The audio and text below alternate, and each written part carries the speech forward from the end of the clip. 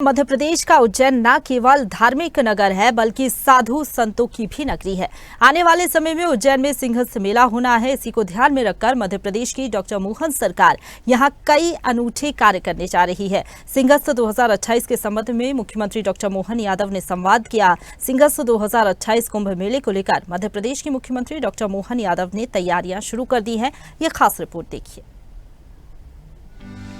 सिंहस्थ 2028 कुंभ मेला को लेकर मध्य प्रदेश की मुख्यमंत्री डॉक्टर मोहन यादव ने तैयारियां शुरू कर दी हैं। उन्होंने कहा कि उज्जैन की पहचान साधु संतों से है। हर 12 साल में यहां पर एक बार सिंहस्थ कुंभ मेले का भव्य आयोजन होता है। इस बार भी कुंभ मेले को ऐतिहासिक रूप देने की तैयारियां की जा रही हैं। देश के कोने कोने से यहां आने वाले साधु संतों के ठहरने, कथा, भागवत जैसे धार्मिक आयोजनों के लिए सरकार पूरी व्यवस्था करने में जुटी है। प्रदेश सरकार ने साधु संतों के हित को सर्वोच्च प्राथमिकता देने का मन बनाया है। डॉक्टर मोहन यादव ने कहा है कि उज्जैन की पहचान साधु संतों से है। उज्जैन में हरिद्वार की तर्ज पर साधु संतों, महंत, अखाड़ा प्रमुखों और महामंडलेश्वर आदि को स्थायी आश्रम बनाने की अनुमति दी जाएगी। हर साल 12 सालों में एक बार होने वाला सिंहस्थ का आयोजन साल 2028 में किया जाएगा।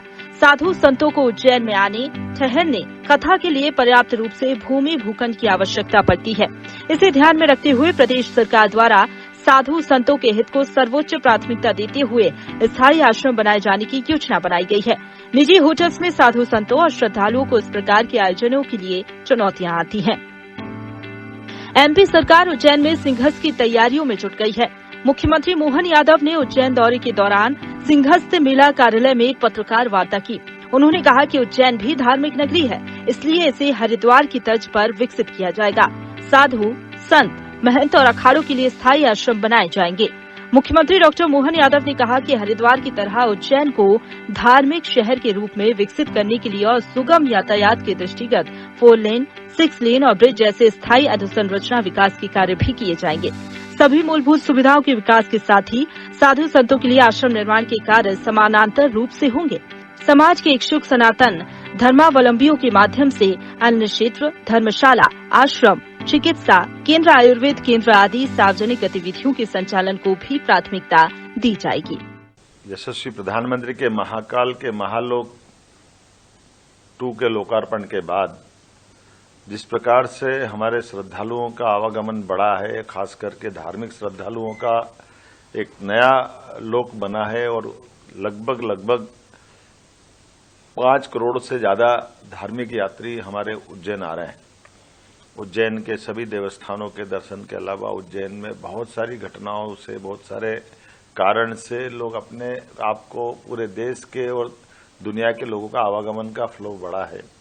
ऐसे में साधु संत भी बड़ी संख्या में अपना आश्रम बनाकर उज्जैन में रहते ही हैं, लेकिन अब उनके लिए भी आने वाले समय में हरिद्वार की तर्ज पर उज्जैन में एक पूरा धार्मिक पर्यटन को बढ़ावा देते देते साधु संतों के भी स्थायी आश्रम को उज्जैन में जगह दिलाने का, उनका अपना सभी प्रकार के साधु संतों के साथ उज्जैन की भी गरिमा गौरव बढ़े, इस दिशा में सरकार ने काम प्रारंभ किया है।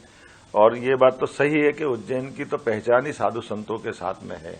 हमारे संत, महंत, महामंडलेश्वर, शंकराचार्य, इनकी गौरव गरिमा उपस्थिति हजारों साल से उज्जैन की प्रतिष्ठा बढ़ाती आई है। ऐसे में स्वाभाविक रूप से हम सबका फर्ज बनता है, विकास के मामले में हमारी सरकार उज्जैन में साधु संतों के लिए परमानेंट एक तरह से धार्मिक नगरी का कुछ हिस्सा उनके लिए भी पूरा बनाया जाए।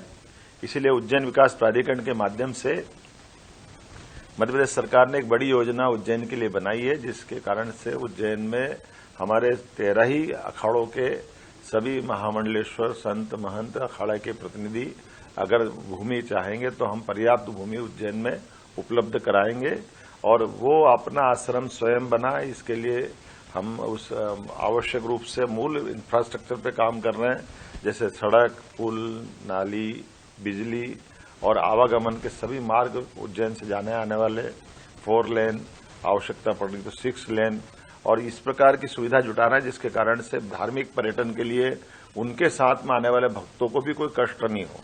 और योजना भी इतनी अच्छी प्रकार से बनाई गई है कि 1 हेक्टेयर की भूमि में केवल 25% स्थायी निर्माण वो कर सकेंगे बाकी हमारा 1/3 हिस्सा खाली रहेगा, जिसमें वो पार्किंग वगैरह की व्यवस्था पर्याप्त रूप से की जा सके। हम उम्मीद कर रहे हैं कि जैसा हरिद्वार में जब कुंभ मेला का आयोजन होता है तो वहां अधिकांश साधु संत महामंडलेश्वर अपने अपने आश्रमों से उस पूरे कुंभ में अपनी उपस्थिति दर्ज कराते हैं या सभी गतिविधियों को संचालित करते हैं।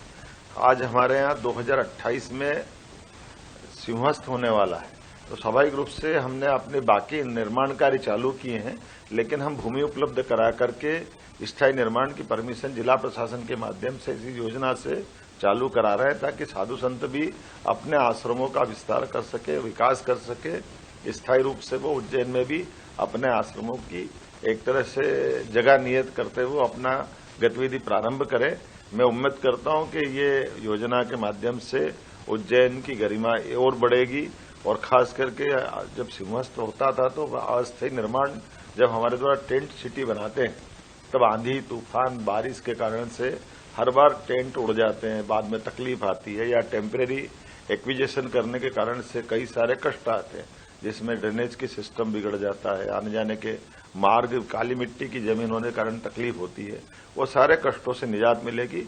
अभी पक्के रोड बना करके ये पूरा एक तरह से नया नगर बनाने का एक हमने योजना बनाई है।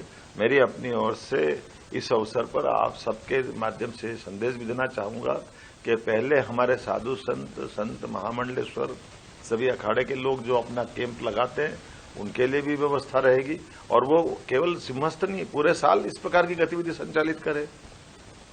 हर साल वो अपनी इन व्यवस्थाओं का हिस्सा बनाए। श्रीमद् भागवत का पारायण 7 दिन तक करने की परंपरा सी बनी है, और कई सारे लोग अपने अपने आश्रम में आज भी स्थिति है कि उज्जैन में 4 से 5 लाख लोग प्रतिदिन उज्जैन में रहते हैं। ऐसे में उनके सारे प्रबंधन करने की जवाबदारी हमारी है। इसी के साथ साथ हमने एक और इसमें योजना बनाई है, साधु संतों के अतिरिक्त सभी सामाजिक संस्था, सभी प्रकार के इन तरह की गतिविधियों को संचालित करने वाले सनातन धर्मियों के लिए भी पर्याप्त रूप से भूखंड हम रखने वाले हैं, ताकि यहाँ धर्मशालाएं, अन्न क्षेत्र या अपनी इस प्रकार की गतिविधि जो हमारे इस सनातन धर्मी व्यवस्थाओं में आवश्यक होती है, उनके लिए धर्मशाला वगैरह बनाने के लिए स्कूल, कॉलेज, हॉस्पिटल या जन सेवा के वृद्धाश्रम या जो इस प्रकार के काम करना चाहे जो जनहितैषी काम है, समाज हितैषी काम है, इन सबके लिए भी पर्याप्त भूमि का प्रबंधन हमने किया है। हमने इसमें कल्पना की है कि इस पूरे क्षेत्र में किसी भी हालत में निजी या कमर्शियल गतिविधि को हम नहीं करने देंगे। इसका हमने प्रतिबंध रखने के भी प्रावधान किए हैं, लेकिन ये धार्मिक गतिविधियों को बढ़ावा देने की दिशा में मध्य प्रदेश सरकार बड़ा कदम उठा रही है। मेरी अपनी ओर से इस योजना की आप सबको बधाई। मध्य प्रदेश की डॉक्टर मोहन सरकार ने इंदौर उज्जैन मेट्रो ट्रेन संचालन की सैद्धांतिक स्वीकृति भी दी है। इसी के साथ उज्जैन, देवास, फतेहाबाद, इंदौर को जोड़ते हुए सर्किल वंदे मेट्रो ट्रेन का भी संचालन वर्तमान एयरस्ट्रिप का भी उन्नयन कर होगा। इसके साथ ही टेक्निकल रूप से एयरपोर्ट बनाया जाएगा, जिससे 12 महीने हवाई यातायात सुविधा भी उज्जैन को मिल सके, ताकि सिंहस्थ मेले तक उज्जैन धार्मिक के साथ हाईटेक सिटी भी बन सके। मोहन यादव ने कहा कि उज्जैन इंदौर 6 लेन कार्य की टेंडर प्रक्रिया भी शुरू हो गई है। वहीं उज्जैन जावरा ग्रीन फील्ड 4 लेन मार्ग का शीघ्र भूमि पूजन भी होगा। इसी प्रकार बृहद योजना के तहत इंदौर, उज्जैन, धार, भोपाल, ग्वालियर, जबलपुर को विकसित किया जाएगा। उज्जैन के धार्मिक मूल स्वरूप को ध्यान में रखते हुए विकास कार्य किए जाएंगे। ब्यूरो रिपोर्ट, स्वदेश न्यूज, भोपाल।